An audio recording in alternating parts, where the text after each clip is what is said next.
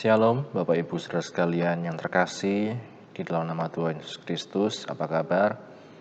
Puji Tuhan, di sore hari ini kita dapat kembali mendengarkan renungan pendalaman Alkitab hari Kamis.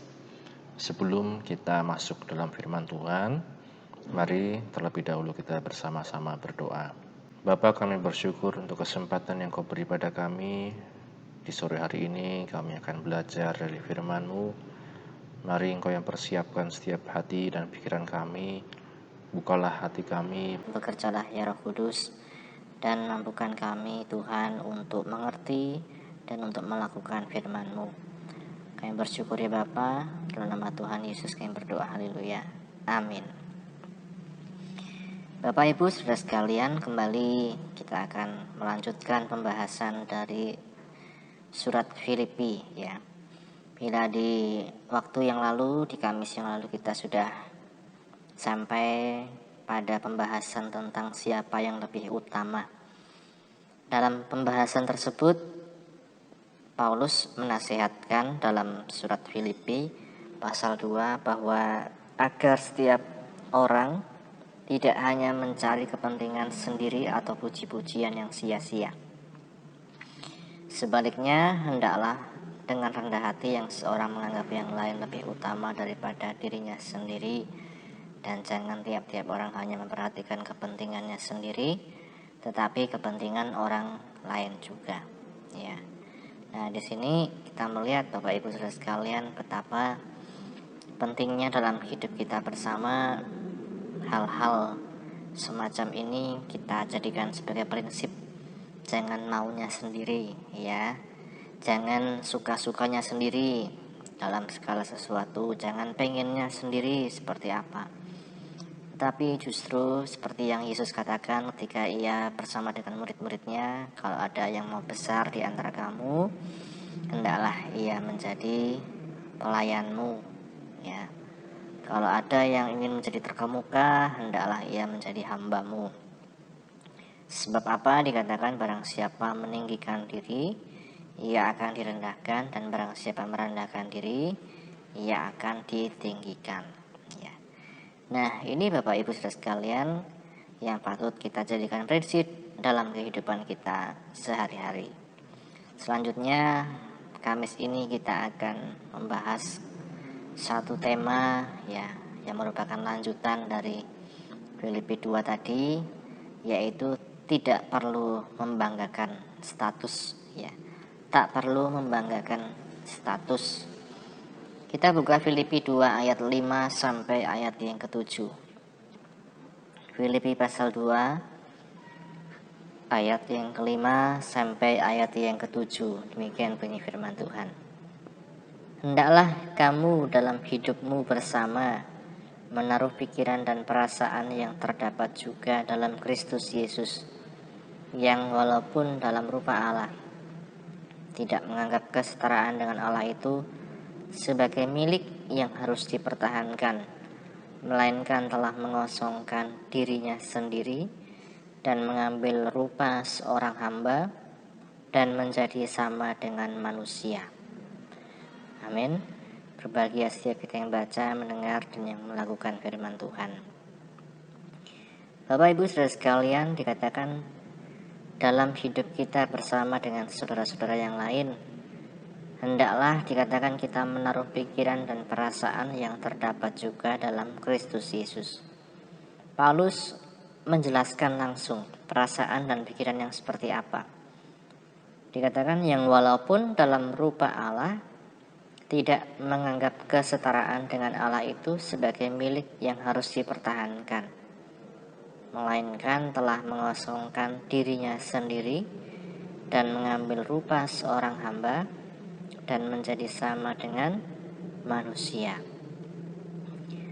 Nah, Bapak Ibu Saudara sekalian, dalam hidup bersama dikatakan Rasul Paulus, kita perlu menaruh pikiran dan perasaan ya, yang terdapat juga dalam Kristus Yesus.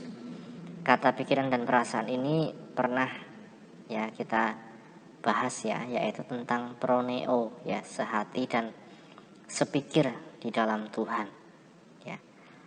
Sehati dan sepikir, kata ini proneo ini cukup sulit dicari persamaannya dalam bahasa Indonesia, dalam bahasa Inggris. Ya, karena itu menggabungkan antara aspek pikiran dan juga aspek lain ya. Bukan hanya tentang satu aspek ya, tapi tentang hati dan juga pikiran. Harus dikatakan membutuhkan perenungan yang mendalam, tidak bisa kita dapatkan secara otomatis, butuh pembelajaran dari pembacaan firman Tuhan maupun dari pemaknaan peristiwa-peristiwa sehari-hari.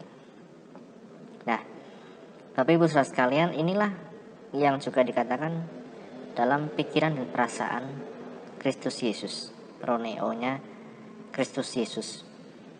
Pikiran dan perasaan yang hendaknya menjadi dasar dalam hidup bersama.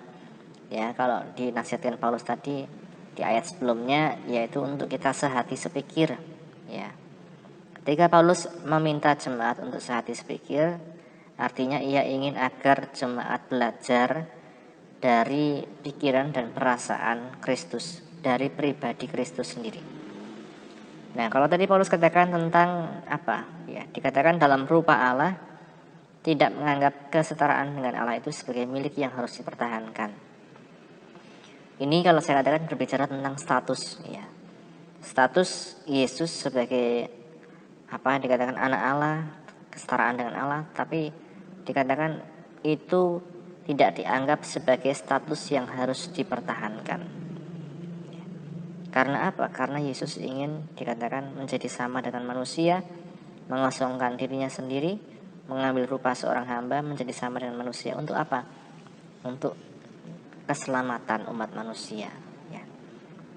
Kalau kita lihat bagaimana dengan manusia, Bapak Ibu Saudara sekalian, bagaimana dengan kita? Seringkali manusia dimotivasi ya, diberikan semangat untuk meraih peningkatan hidup, mendapat penghasilan dan penghidupan yang layak. Otomatis jika itu terjadi, hal tersebut akan meningkatkan status orang dan keluarga orang tersebut di mata keluarganya maupun di mata tetangga. Kita tentu dapat mungkin ada yang merasakan sendiri bagaimana hidup kita dulu seperti apa, sekarang seperti apa. Ditolong Tuhan dalam banyak hal, kemudian kita bisa meraih berbagai macam hal, membeli barang-barang, meraih status sosial yang bisa jadi cukup terpandang di masyarakat, dianggap sebagai orang penting, dianggap sebagai orang yang memiliki satu kemampuan ya di masyarakat. Tentu hal ini sangat manusiawi dan tentu diimpikan banyak orang ya.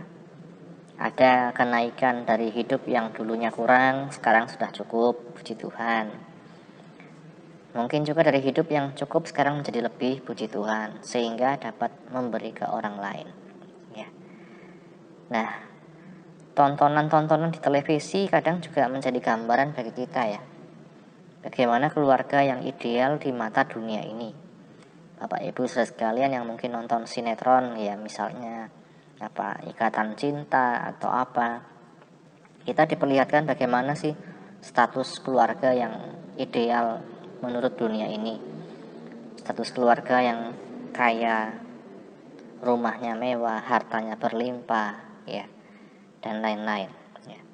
Seringkali itu membuat manusia menilai orang lain itu seperti sinetron ya. Wah, kalau dia tidak kaya berarti dia tidak harus dihormati. Kalau dia kaya berarti kita harus nunduk-nunduk ya, kita harus menjilat-jilat untuk dapat ya mungkin cipratan bagian ya. Nah, namun perlu diingat Bapak Ibu saudara sekalian, jangan sampai status atau apapun itu membuat kita lupa diri ya. Kalau kita dipercaya Tuhan, diberkati Tuhan, jangan sampai kita kehilangan satu hal, yaitu yang namanya kerendahan hati ya. Dulu mungkin sebelum punya barang, benda atau apa, itu bisa setia pada Tuhan, bisa mungkin mengiring Tuhan, bisa mungkin berbuat bagi Tuhan ya, tanpa perhitungan dan lain-lain. Sekarang sudah punya banyak hal ya. Sekarang kalau mungkin melayani Tuhan atau apa, seringkali kita merasa wah, aras-arasan, atau mungkin kita memikir untung ruginya seperti apa. Ya, merasa status kita sudah naik, status kita sudah tinggi, membuat kita bisa kehilangan kerendahan hati.